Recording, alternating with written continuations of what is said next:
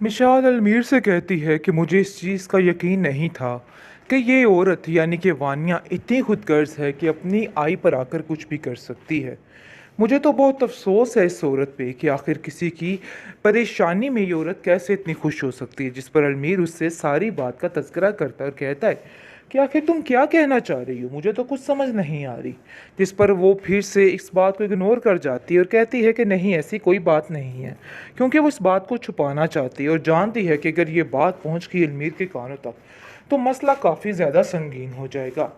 लेकिन जी आप देखेंगे कि इस मुश्किल वक़्त में वो उन लोगों के साथ खड़ी है और कबीर को कहती है कि आपको परेशान होने की ज़रूरत नहीं, वो बहुत जल्द ठीक हो जाएंगे, टेंशन मत लें। और कबीर को हौसला हो जाता है इस बात का कि चलो शुक्र है इस मौका पर तो इसने कोई अकल की बात की, ये इसके दिलो दिमाग में कोई चीज़ ऐसी तो आई। लेकिन जी आप देखेंगे कि बहुत ज़्यादा महविश जो है वो उदास और परेशान रहने लग जाती है। जिस पर आ जाती है उसके पास मिशाल और कहती है कि मुझे बहुत अफसोस है आपके साथ जो कुछ भी हुआ है, मैं इस चीज़ को कभी ठीक तो नहीं कर पाऊँगी लेकिन आपके लिए दुआ ज़रूर करूँगी। आपको परेशान होने की कोई ज़रूरत नहीं, इंशाल्लाह सब ठीक हो जाएगा। कबीर काफ़ी ज़्यादा खुश होता है इस बात से कि उससे तसल्ली हो जाती है कि वाकई में मिसाल कहीं ना कहीं इंसानियत अपने अंदर रखती है। लेकिन वानिया में तो वो भी नहीं, क्योंकि झूठे मुंह भी उससे किसी की कोई भी बात हज़म नहीं होती और उसके चेहरे पे साफ वाजिया हो जाता है। जिस पर महविश को वो कहती है कि अरे भाई देखो, ये सारा किया धरा तुम्हारा अपना खुद है और सारी बात तुमने हम पे डाल दी, आखिर ये कहाँ का दस्तूर है, मुझे तो तुम्हारी कुछ समझ नहीं आती। जिस पर वो उसको कहती है कि मुझे समझ नहीं आ रही कि आप मुझसे इस तरीके से बात क्यों कर रही हैं, आखिर कब तक आप ये सब कुछ करती रहेंगी, बस कर दीजिए, ये हरकतें आप बंद कर दीजिए।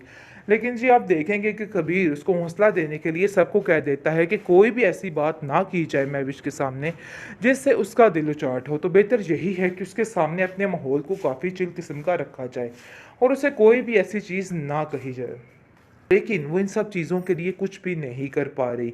बहुत कोशिश की उसने कि वो इस महविश का दिल अच्छे तरीके से ठीक कर दे, लेकिन ऐसा कुछ भी नहीं हुआ है, बल्कि महविश की परेशानी में दिन रात मज़ीद इजाफ़ा ही होता जा रहा है और उसकी टेंशनें बढ़ती ही जा रही हैं।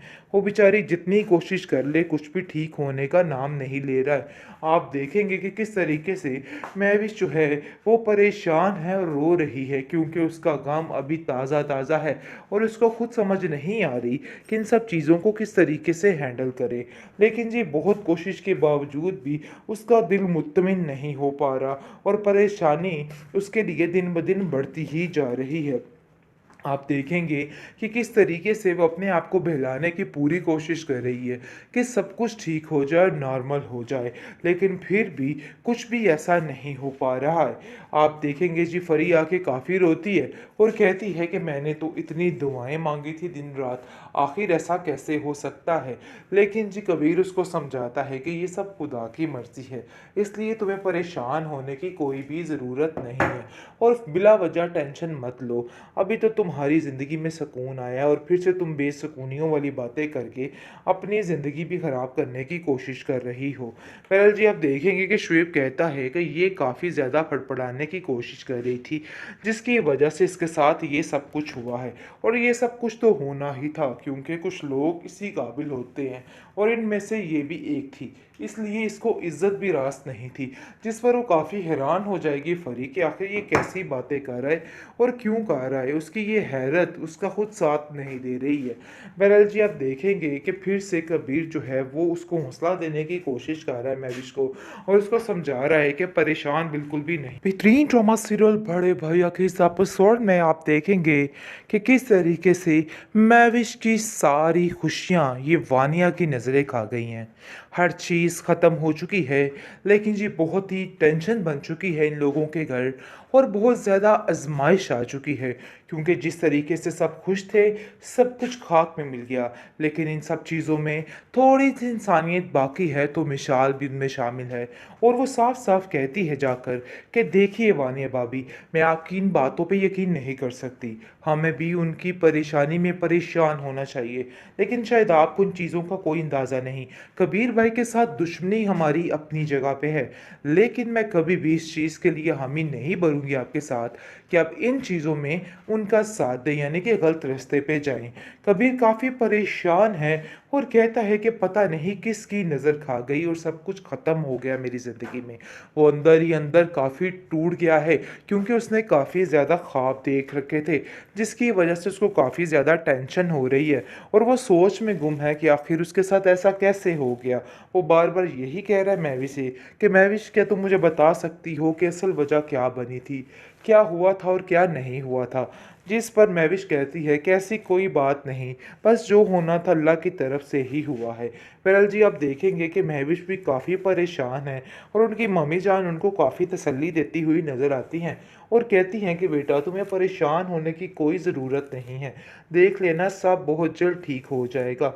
जिस पर वो कहती है कि जो खल्त होना था वो तो हो चुका, अब बाकी क्या बाकी बचा है।